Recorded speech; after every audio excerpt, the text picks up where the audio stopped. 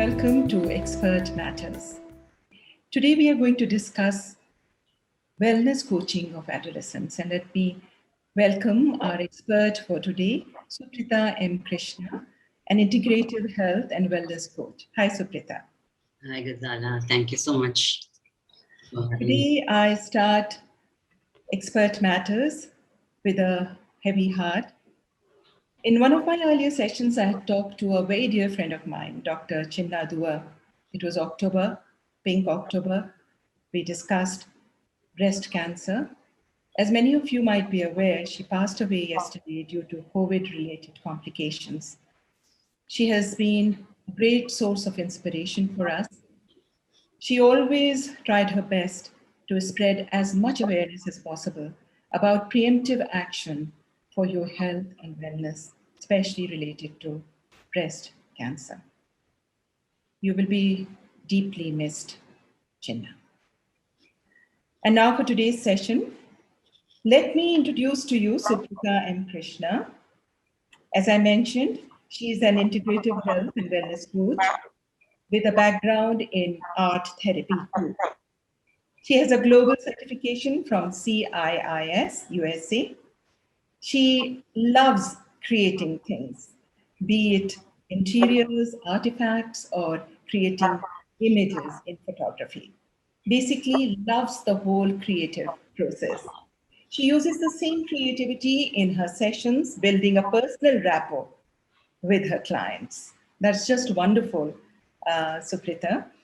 We will have a discussion for approximately half an hour. All the people who have joined in today for this session can send in their questions, and Supritha will try to answer them at the end of the discussion. So first of all, Supritha, we would like to know as to what is an integrative health and wellness coach? Usually you don't hear a specialist like that. First of all, let me just say I'm so sorry to hear of your loss, Ghazala. Very sorry to hear. It's deeply distressing to lose someone close to you. So who is an integrative health and wellness coach? So what is health and wellness? First of all, if you were to think of it as a platform, okay, if you were to think of health and wellness as a stable platform, what would be the four pillars supporting that platform so it remains stable? Usually, if you ask anybody what is health and wellness, they'll talk about maybe fitness, maybe talk about nutrition. And these are very important, but they are just part of one of the pillars, okay? Now, what are the other pillars? They are the mind, the emotion, then energy. And when all these four pillars are balanced, right, when they are perfectly balanced and stable, then this platform of health and wellness is stable. Kind of aligned, all the four wheels are aligned. Yeah, so they're all at the same level, these pillars, right? So, and what is the role of a health and wellness coach? Okay, that's just an analogy that I gave you. The role of a health and wellness coach is actually, a health and wellness coach is someone who is trained in the science of behavior change and habit formation. Okay, also with the knowledge of nutrition science, exercise physiology, and when they look at the physical health, you look at nutrition, fitness, rest, rejuvenation, sleep, occupational implications in their health. So basically, a health and wellness coach is someone who looks at a person as a whole. So if someone came with, say, a weight loss issue, a health and wellness coach will not prescribe an exercise routine and a diet to that person. They will look at all these aspects, and we usually go through something called a wellness wheel with our clients. I'll just share my screen and tell you what. Sure. This sounds interesting. Yeah. Okay, so these are the aspects that, these are parts of almost everybody, right? So client is, they look at themselves and they look at themselves in the area of exercise, nutrition, intellectual. Are they being stimulated? Are they growing intellectually, emotionally, recreation? What do they do for recreation? Occupation, belonging. Do they have a sense of belonging? Social relations. Now, there may be someone who's never even considered any of these and maybe excelling in one of these fields, but then they may not be feeling balanced, okay? And it shows up somatic, it shows up, as some symptom or the other. And then, so when we look at a person, it is holistically, every aspect of the client. Mm-hmm. I never knew there were so many aspects that had to be kept in mind. Yeah. I'll also wait. I'll just try and see whether I can find. Mm, okay, you carry on. I'll find it later. Yeah. Okay. So you do have some training in art therapy also. That sounds very interesting. Can you tell us a little more about that art therapy? So I did a certification for a year in using the expressive arts for therapy. So the expressive arts would include art, then movement, and drama for therapy. And it's especially useful while working with teenagers because it's easier to get them engaged. It's something new for them, rather they a lot of it is also fun things, fun activities, but they have deeper meanings, but they engage quickly. It is they start talking about themselves quickly. So it's I use those tools in the health and wellness coaching. I remember when we were talking, you had mentioned that you feel very passionate about working with teenagers. Is there a special reason for that? Yes, because first of all, I've seen how it works. Okay, and I'm just amazed at when working with teenagers, I've seen the way it works. And more than anything, I feel it's such a, an age where they are transitioning from being a child to an adult, right? And so much happens within them. Their bodies are changing, their voices are changing, they look different, their emotions are different, hormones are raging, peer dynamics. It's endless, the kind of things that happen. So they're in a completely new emotional neighborhood. And they act like they know it all, So it's a very, very interesting part of their lives. And there's a lot of research that shows that actually teenagers are not really, there's so many new emotions coming up that they're not able to differentiate, between the emotions. And so they find it hard to address them. So, and also that emotionally well-regulated teenagers turn out to carry these habits forward to their later years. So I feel at this time to come in and, get them to get in touch with self-efficacy, autonomy, everything. It's a very important time, rather than wait for one of those pillars that I talked about to get shaky. Why wait till then, right? Might as well set the platform steady. Preemptive in a way. Very keen. And you yourself have 3 children, all teenagers, I must say. So what has been your personal experience? Is it that having teenage children at home, you yourself in your personal experience felt the need of coaching like this, a system? I would have loved it when my son was, so I didn't have this experience then. But also what I've realized with 3 children is that there is no one size fits all. So it is so, specific to each child.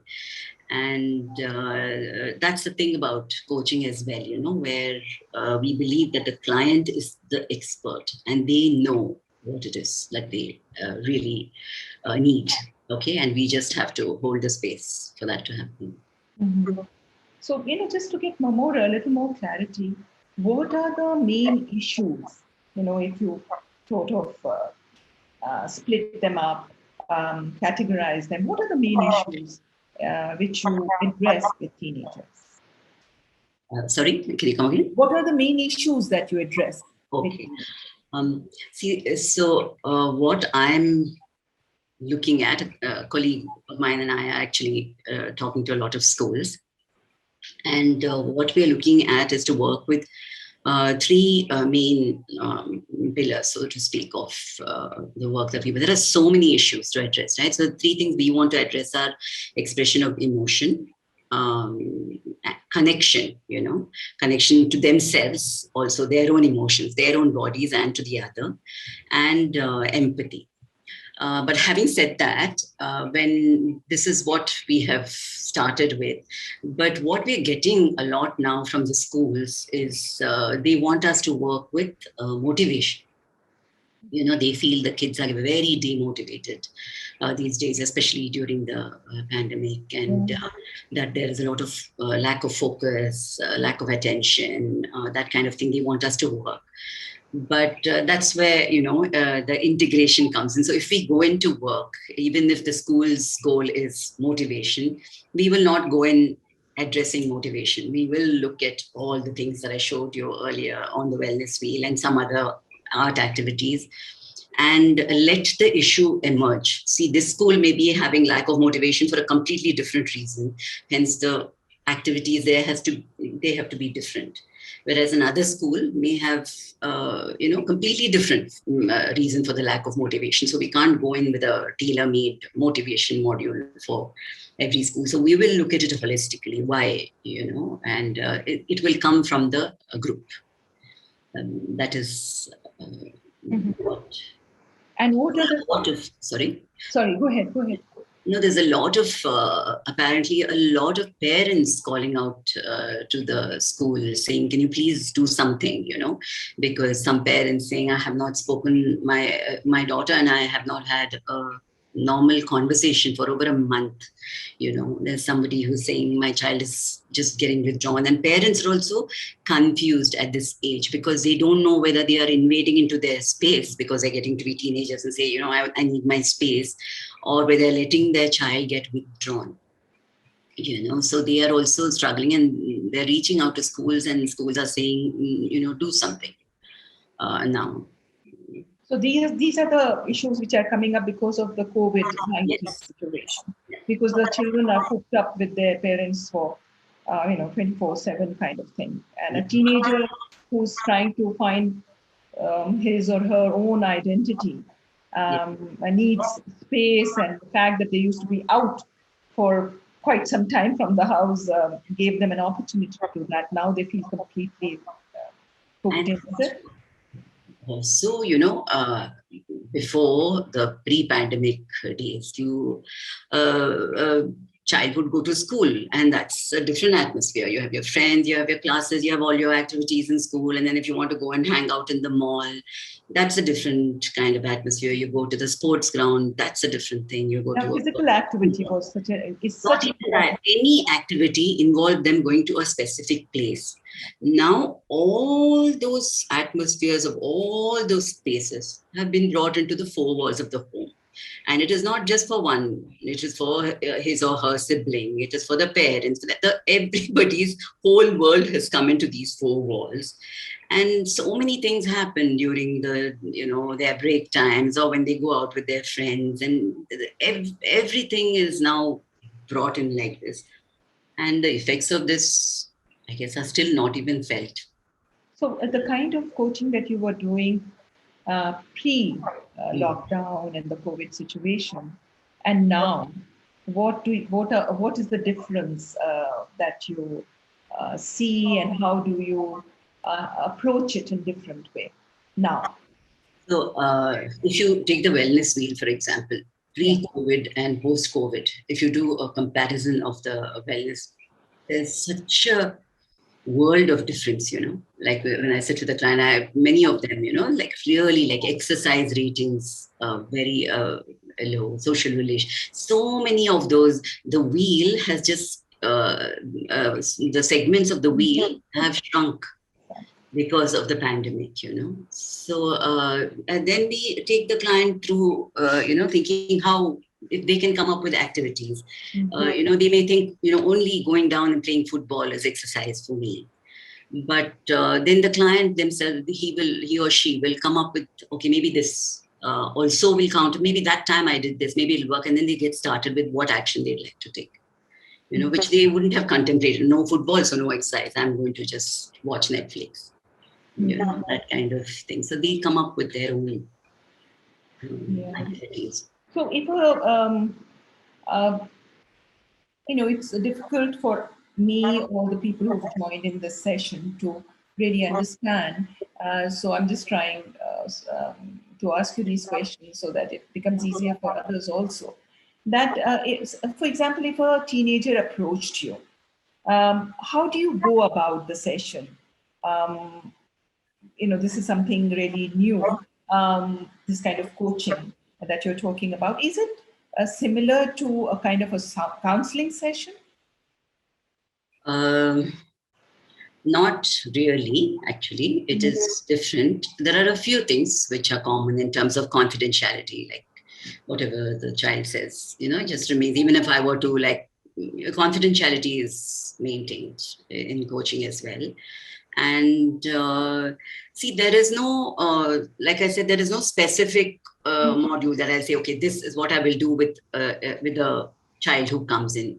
It really depends on the child. But having said that, we will start by, getting them into,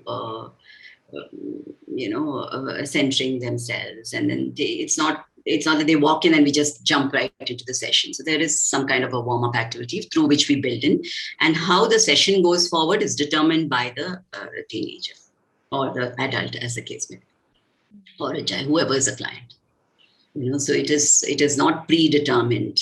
We have an array of activities at our disposal, but depending on the client, we use that activity. And with children and teenagers, I really like to use art, movement. And during the pandemic, there are many children who have not opened out their bodies, just opened it out. So they say that also. They say, "Oh my God, it's so long since I have opened out my body." Whereas in school, there are some things they're forced to do, right?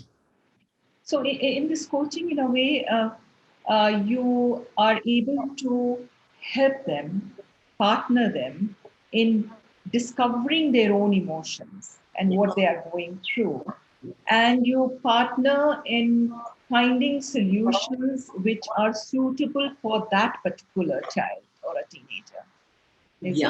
Yes. Actually, that teenager will find what is suitable for themselves. You just assist him to discover that. Yes. What will work for him. Yes. So when they actually when they meet for the sessions, with the various tools that are there, various activities, and just deep listening, really, which is also something in common with counseling, right? But they kind of figure out what they need to do next. And then they see the change that it brings and they decide. So basically what it is that they will chart the journey. Okay, they will chart the journey they want. They will, plan the destination. They will map the journey. They will decide what vehicle, they will have the steering. We are just navigators, if there is any obstacle. So that's how it is different from counseling. You're not really advising them and things like that, but you're actually creating that atmosphere where they discover it for themselves and go ahead and also is really not too much about advice, but here actually the thing is coaching is very much from the present, moving forward for a better future, for an action plan. So there's not too much of dealing with past deep trauma and that kind of thing. So when something like that comes up, we refer them to a psychiatrist or a therapist, and we collaborate with a mental health professional. So that's how. Yeah. And I suppose it is a very complex thing. And, even when the pandemic was not there, it's very difficult to interact with a teenage child. And also, you want them to be happy. You want them want to help them as parents. You want them not to make the mistakes that we made. So all these things are going on in us as parents. But one of the main thing which bothers parents, I suppose, is that they are not able to communicate. The teenager has these very abrupt, one word answers to everything. They don't open out. As a teenager, they can't be many more cuddled and things like that. Those parents find it they find themselves to be very helpless. The fact that they have to break in and make the child speak and be able to help out. So actually, parents need a lot of coaching on this. Actually, that's true. Parents do need a lot. So, like groups of parents would be very interesting to coach, because when the teenager is transitioning into being an adult, now he's trying on as an adult, he or she is trying on their adult hat. Okay. And at that time, the parent is very much being the adult, which the teenager also wants. Okay. They still want that. Don't let them fool you into thinking, they don't want you. They do, regardless of how crisp they are, how they talk, they still do want. But what happens is the parent gets into this advice mode, and so many teenagers during the session say, can't they let me make my mistakes? Why can't they just let me make my mistakes? I'll go to them for help, right? It's like kind of, I don't see that they're so thrilled anyway with their life. So what makes them experts to advise me on this kind of thing? Now, this they would never tell their parents, okay? Yeah. So, it's something. Yeah. So it is when your teenager makes themselves into an island, okay, and pushes you away with big waves saying, stay away. The attempt to build that bridge should be continuous from the parents. I feel, at least that's been my experience as a parent. Many times they pretend like they don't want you, but and also the way they want you, not the way you want to be with them, the way they want you to be with them. That may be just sitting around somewhere, asking where, Just your presence is enough for them to feel secure and you're there to help. Yeah. And as you said, each child is different. Like you have 3 children, all might be different. You've got twin daughters, actually, they might be very different from each other. But also, what is very interesting is that we as parents also are changing continuously, because in our own life, we are evolving, we are becoming more mature. So, if the kind of parents we were for our first child, we are pretty different if we have another child after 3-4 years. Now, change is taking place so rapidly. The first child, it's in a way a different set of parents. You're new to everything. For the second child, you become a different set of parents. So it's all pretty complicated because the child is different and even the parents are different. And the child notices this, that the parents have a different attitude towards the first one and then the second one when they were growing up, you see.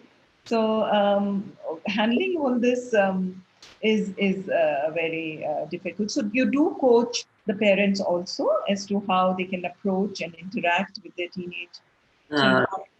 Individual parents, I have coached, but not groups as yet. Groups is only teachers, As teachers, so that how they can help. Yeah.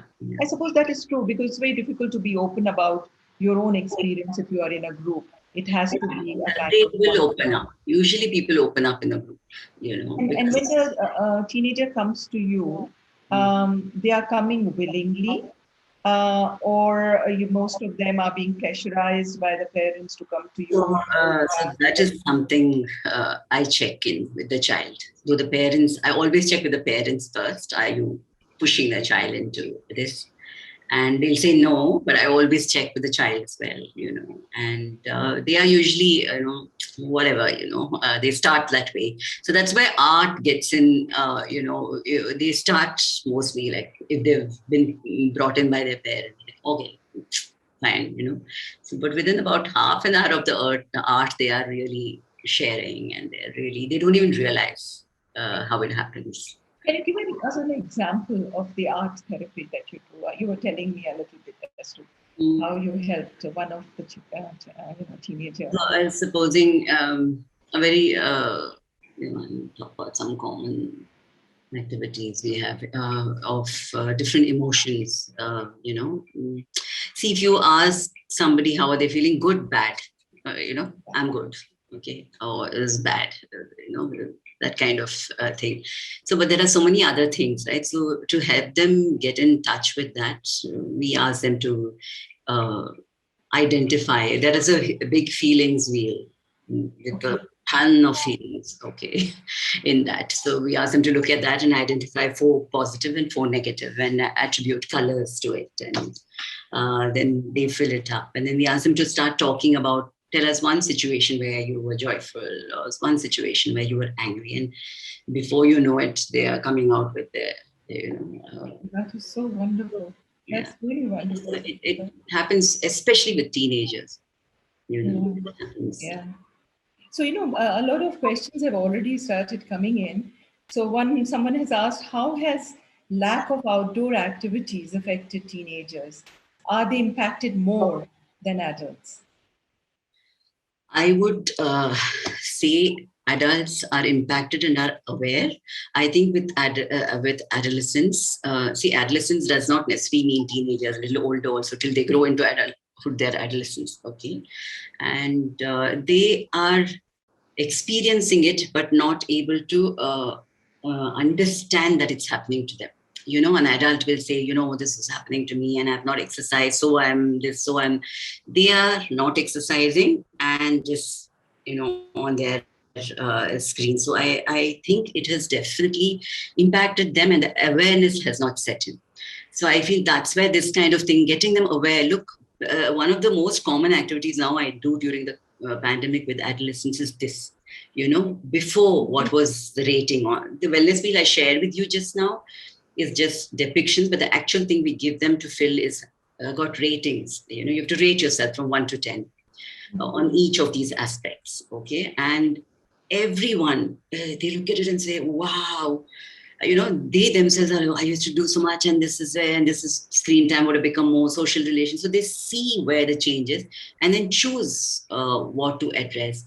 So then once they see it, they, kind of start taking a little bit, either they start working out at home or, socially, I haven't, I'm only, maybe I should pick up the phone, or maybe I have a video call instead of just texting. And they don't even call much these days, is what I'm hearing. It's all on text, So those kind of things, I think when they are definitely being affected, but unaware, just going ahead with the thing. And the fallout of that, I feel, is coming now as feedback from schools, right? Sleep time is getting severely affected for them because there's no getting up and catching that school bus, right? In the morning. So they're up till 3:30. The routine has completely, sleep patterns have changed, okay? Nutrition patterns have changed. And this is related to another question. I'll ask the question and you can elaborate more on it. During COVID, the wellness wheel has been disrupted, obviously. Where is it broken in your opinion? So you're talking about the routine, for example. Where is the wellness wheel broken? Yeah. Because of COVID. I wouldn't say it's broken, because you need all aspects of this to be able to, carry on.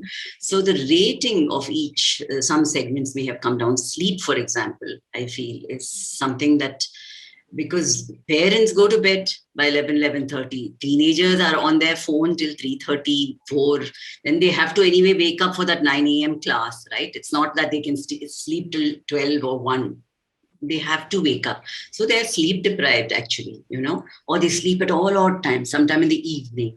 That's what, they're saying, that the sleep patterns have changed. Dietary patterns have changed because they're rushing into class. And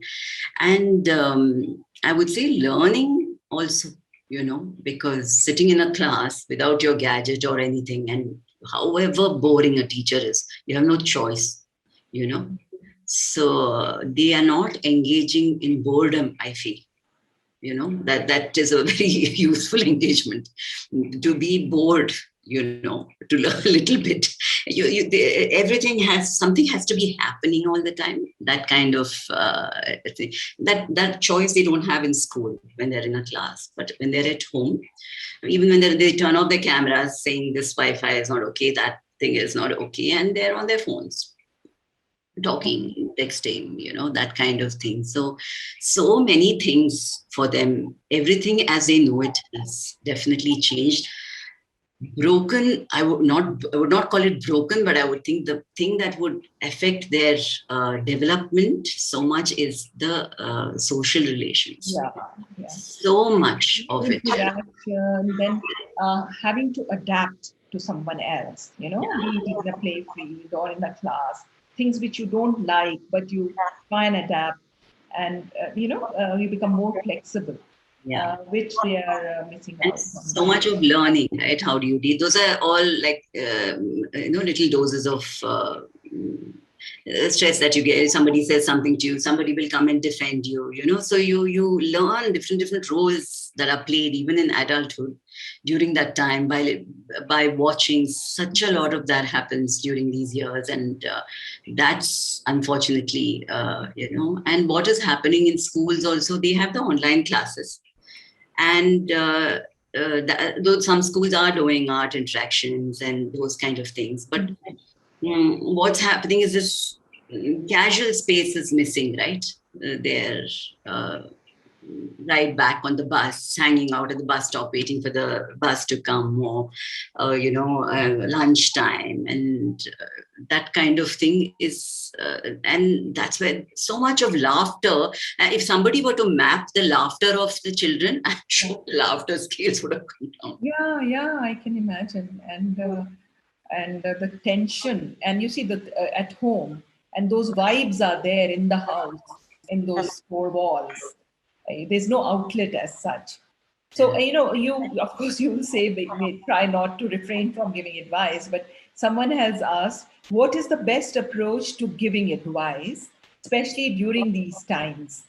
So, in a way, you say don't give advice. There'll be some other way in which you communicate with the teenager then. One of the useful things to do with teenagers, instead of giving advice, so by giving advice, you're already assuming you know what their problem is, right? Yeah. Okay, so that's a big assumption to me. Now, they may be showing you some symptom. That does not mean that is their problem. Okay, so there are many, actually, when I work with parents, I give them something called an action platter. Okay, many activities which they can use to figure out what their child is thinking. Many things like one of my teachers has taught something which I find a very useful activity called rampage of appreciation. Okay, now and the whole family sits together, and we never really tell people who are very close to us, this I appreciate about you. Very rarely, right? We tell friends maybe, but very rarely do we say, okay, this, maybe one odd thing that they do, but broadly, so to each member of the family says what it is that they appreciate, or each member of the family says what it is that somebody has done to hurt them. Very surprising things come out. Yeah. And from there they can take it forward. Then they know what the child is thinking, then they kind of... You're not even aware that you were hurting the child by your action. I'll give you an example in my own life, okay? I've done this with my own family and with friends, and it's a beautiful activity for the person giving the appreciation as well as for the person receiving it. It instantly raises, the mood. When we were doing not the appreciation part, however I hurt you, something we think when we scream at our children or we shout at our children, we get angry or something, we have ideas of what it is to be a good parent and what they think of as good parents. And when I asked my kids, what is it? They said, what we don't like is when you're on a call or something, if they come, you'll put up your hand like this. You'll do this. They said it feels awful for us. I hadn't even realized I'm doing that. When they come, I'll tell them, wait, basically, is what I'm saying when I'm still on the phone. But that to them seemed like I'm putting up a wall. So things which you would not have thought of, No, because they're so sensitive at this point of time, in this phase of their life. They're so really. So there are many activities like this to build that bridge, even for a child who's become like this. Whoever said 1 month my daughter has not spoken. There are ways to,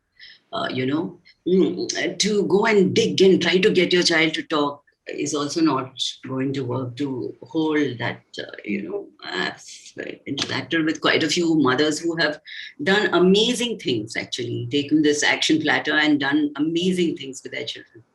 Yeah, they've taken it and given it their own twist. There's someone who's asked, Supritha, is there documentation on previous pandemics or war on the mental health of young people? What do we look out for as parents? There's a very big question, that there must be certain documentation as to what happened. Maybe, history repeats itself. That's a very interesting behavior question. Repeats also. I don't have the answer to, but I'm definitely going to go and research that now. Yeah, that's thank you, whoever asked. A very good aspect that someone has asked. And also, when we are talking about adolescents right now, but you would be doing health and wellness coaching for everyone, for us, for ourselves. Yes. What are the aspects that you take up in that? For adults, you're saying? Yeah. For adults, see, 1 in 5, if I'm not mistaken, adults is battling a lifestyle disease. Okay. And not a very small percentage who engage in healthy habits. Okay. And if you were to look at it like a pyramid, right? The population, maybe the top part of the pyramid will be like some 5%. Okay. Now, 5% of them will require acute care, hospitalization, that kind of thing. They're not, I'm talking pre-pandemic. I'm not even talking pandemic. This is pre-pandemic. And the next part of the pyramid, maybe 25% or so, will have some ongoing health-related issues. Again, 70% of which is lifestyle-related, which they'll need to see a specialist.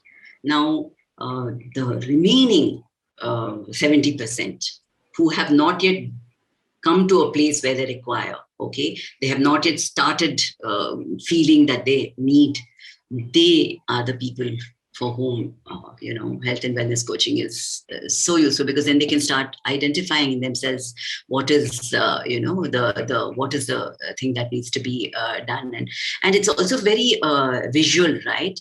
So I'll just try and locate that. Give me 1 second, all right? Yeah, go ahead. Yeah.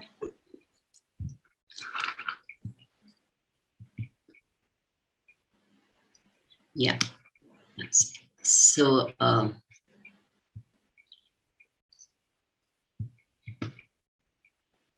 okay, so when you fill the wellness wheel, right? Yeah. If you're a well-rounded person, now it'll look like the one on the left, right? So on the right, when you see this, okay, as a person in that 70% category, when you come and you see that everything is so off balance in your life, people are quite surprised when they see this in themselves, actually. I never knew this, that I'm not, that they may be doing really well financially, socially, but emotionally, I need, there are different ways of figuring out how you're doing in what, right?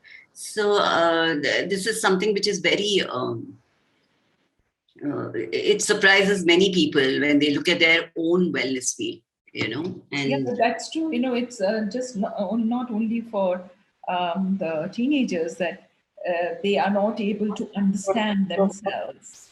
It's true about us also, because we generally feel that there are some symptoms for something, but if you analyze yourself in terms of these categories, you'll come up with a lot of answers about your own well-being or the lack of it. And simple, like if all of us know, right?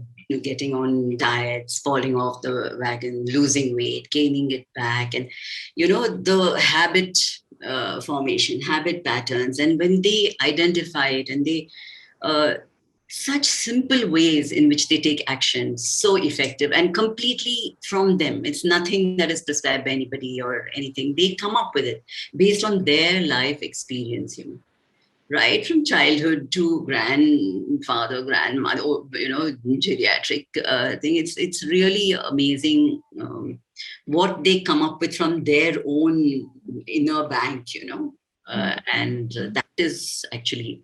And it might be very exciting when sort of you get answers yourself. Yes. It's a very great sense of achievement. And then there's a lot of acceptance because you have come up with that answer. No one is telling you about and, it. For the parent who was asking about how to give advice, right? So that's the thing. So when you keep giving advice, likely they will not take the advice. But if you ask them, okay, even if you see a child with a particular issue, this I see in you, what do you think we can do about it? What do you think we can do about it? Like an equal, Yeah. Together. Is there any change you think I can make? And what do you think we can do about it? Not like, I think you should be like this. I think you should not raise your voice. I think that the word should not be used. There's another way of putting it where you say, maybe this would be better. Maybe this would be helpful. This could also be done instead of should. Could is better, I think. What would be? Or would we do this? What would be helpful? Instead of saying maybe this, again, then you're assuming that I know better than you. So I'm telling you that maybe this will work. Of course, we will do this as parents, but I'm saying a better chance of it working is when it comes from the child. Here's the problem. Okay, then let's figure out. First of all, the child too has to view this as an area that he or she requires to change, and then what would they will surprise you if you give them that opening. You tell me, and if the child has something about the parent regarding this, tell me. It's something fantastic for many parents when they are trying to change the child, make so many changes in themselves when they give room for the child to come up with suggestions. Wonderful. That's wonderful. So all this sounds really exciting, and I'm sure that a lot of people would like to come to you for coaching and also send their children or encourage their children to come for coaching to you. And now that you are on Xpert online app, they can approach you. They can put their questions, address them to you on our Facebook page of Xpert Online, and also download your app of Xpert Online from the Facebook page, or go to our website, xpertonlineapp.com, go to the page of Find a Doctor, and they'll be able to find your app and download it. They can chat with you, and if there's need, they can consult with you. But, one parent has asked, which is very pertinent, that they would like to do that, but how to help their children to do it willingly. I'll read out the question actually, which has been asked. How do we encourage children to go for a program like yours? Since kids are scared of being labeled as someone needing therapy, since they are very image conscious, how do parents present this option to them so they feel comfortable? Okay. This, I suppose, most parents would be. Yes. So that's a lot of children are very willing to come to a health coach because they don't view it as therapy. Okay. So it's only when they come in, it is not therapy actually. First of all, they have to say it's not therapy.